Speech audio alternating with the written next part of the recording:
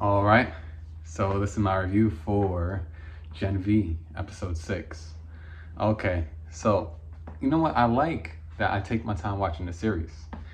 Don't really binge a lot, but now it took me about a week to watch this after work and all these type of things. You know how life goes.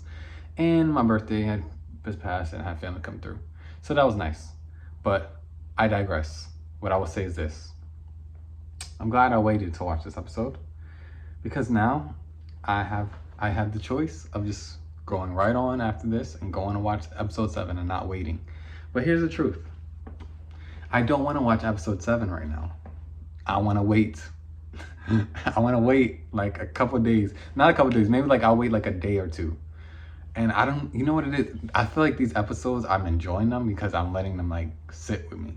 I will say that. I like this series overall. I love the boys. I would never say I love Gen V. What I will say is I really like Gen V and I appreciate it.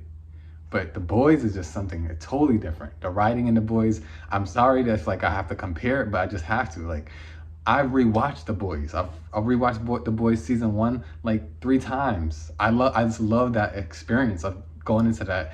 You know, with Huey, all the characters in the boys is amazing. And that's where they're lacking for me in Gen V.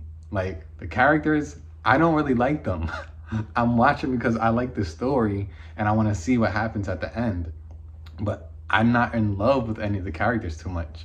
Like my favorite character is the villain, is the freaking Dean. Like I like him a lot. I just like he's the one who gives me like this I'm like I like seeing him on the screen and like he's cool. I like him. I don't want him to die at the end of this season. If they don't kill him at the end of the season, then I'll say yes, this season was very good.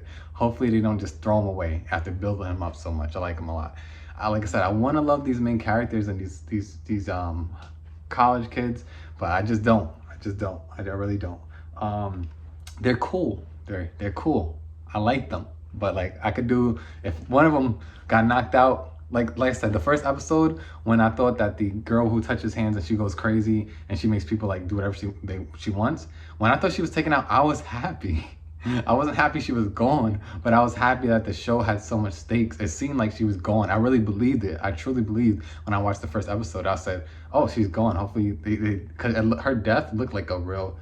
It looked like a real. You know, she's out. So I expected it, and I was happy. I was like, "Yeah, let's keep moving. Let's see who we're gonna lose next." It's like, and I do like these characters, but I just like those stakes. So they bring her back, and it's cool. But all I'm gonna say is I did enjoy the episode.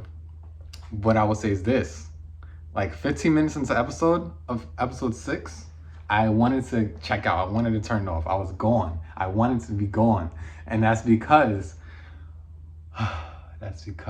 her sister was annoying me so much.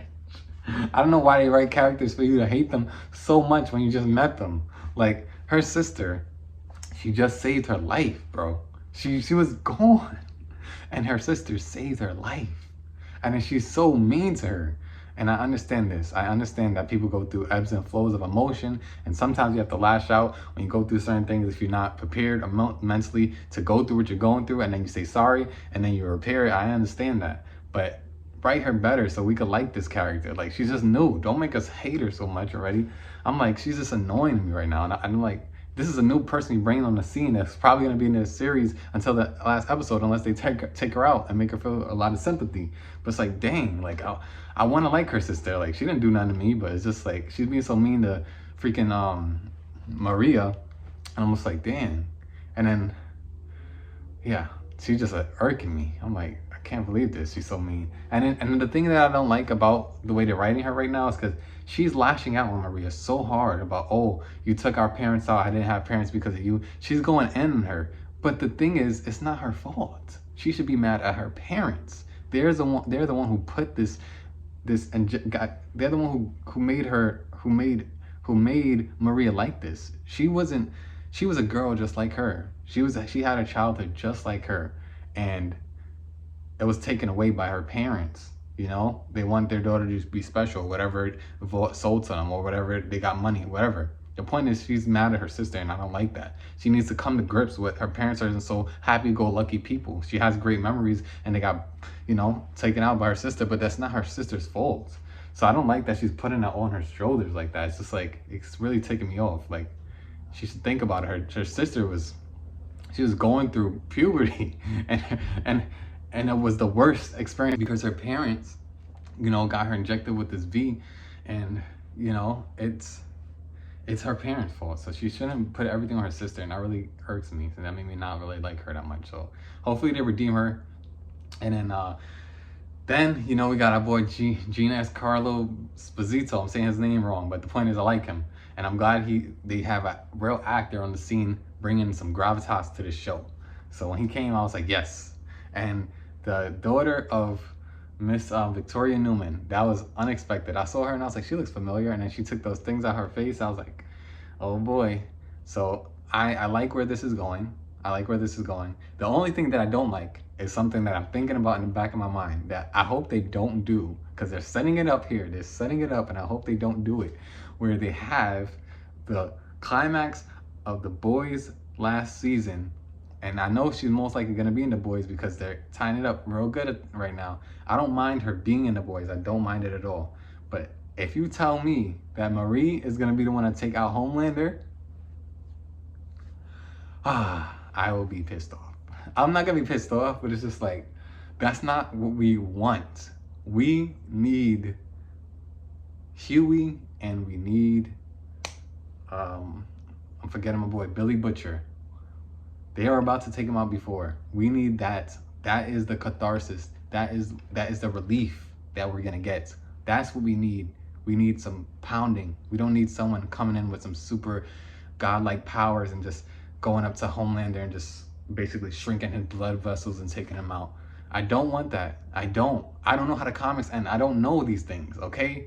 So don't spoil it for me. I don't know. I don't know if Maria is in there. I don't know if this is spinoff is not anything in the comics. I don't know any of that. So hopefully that's not how it ends. And it ends with, you know, Billy Butcher taking himself out and taking Homelander out, and Huey probably getting partially taken out. Like, that is the way. A valiant, bright, burning bright, going down to the cinders, end of existence for those three characters fighting together and taking Homelander out. And then maybe she steps in somehow and saves someone. But don't have her take out Homelander. Maybe they can battle. I don't mind them battling. I don't mind it. But the thing is, everyone keeps saying she's like godlike tier super, and I don't see it. I do not see that. Like, I look at her and I say, okay, she's powerful, but when I see Homelander, when I see, like, she can't even beat up the... She can... I mean, I guess they're not... If she could punch a hole through a wall, which I'm sure she can, show it more. If you guys are going to promote her as this godlike tier super, show her running fast. Show her jumping high. Show her doing something except for the blood. The blood is cool. The blood bending is cool. But show her, I don't know, show her like, I don't know, just show her do something. Show her flying with her blood. Show her being able to, and if you're going to do this in the last episode, no, I won't take it. I will not take that. If you're going to make her fly with her blood, you should do it now. You should have did it in the 6th or 5th episode so we could know and start really putting it together. Wow, she's powerful. Because when you see someone flying, you automatically think, oh, they're godlike. She's not flying. I'm not saying that she has to fly, but the point is, if you're going to put her in these godlike tiers and say that she could basically fight and kill Homelander, give us something else besides the blood. I know it's very powerful. I know people could say, oh, she's most powerful. No, because I feel like Homelander could literally do this and like laser her face off. That's how I feel. I feel like Homelander could take her arms and over. That's how I feel. I don't feel like she's a match. So I don't like how they keep saying she's the best. If she's the best, prove it. Show her levitating her body with her blood and flying. And do that in episode 5. Or do it in episode 7. I don't know if they're going to do it in episode 7. I'm going to watch it in like a day or two. But the plan is I want them to do that. Do something like that where she like levitates her body and she's flying. And like you see like, I don't know, like she is a godlike tier. I want to see that because she should be able to do that. If she's able to move all her blood, she should be able to find out some way to, I don't know, to use, I don't know, just, I know flying, that might not seem like it's possible with her using her blood to do that, but the way she could lift people up, stay with me here. I think that's possible. I think that would be cool. Anyways, I know this is going on long, but this episode did pique a lot of my interest. I do like it, and I want to see how episode 7 goes, and hopefully have a good series finale. I don't think episode 7 is the last episode, and if it is, I'll be very surprised. I feel like they should have at least 8 episodes. If the next episode is the last, then I'll be very interested in that. Anyways, this is my review. Take care. It's Deja Notre Dame. I know it took a minute to put this out, but I think if you see this, you'll enjoy it. And if you want, stick around. It's Deja Notre Dame. Spread love and light, and let's do a Marie bloodbending like this.